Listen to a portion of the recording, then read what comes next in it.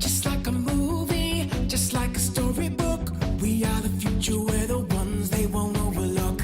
We'll take it all the way and live another day. We'll make a statement to the world that we're here to stay. Whoa, whoa, yeah, yeah, yeah, yeah. It's time to be the hero.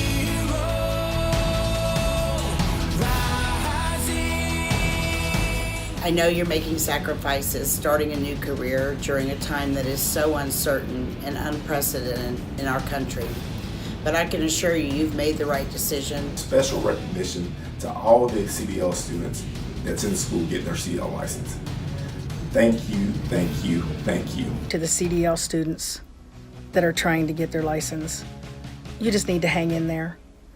America is depending on drivers more and more to deliver the freight that we need all across the United States. Hang in there, stay the course, and you'll have an exciting new career waiting for you when you finish your schooling. I want to say thank you to everybody that's out there in those schools, the teachers, the students, the staff. I want to thank all of the unsung truck driver heroes delivering needed medical supplies, food, and other essential goods to the market. So keep doing what you're doing. Study hard, get your CDL. You guys are entering a profession that's gonna not only help support you and your families, but also help take care of America.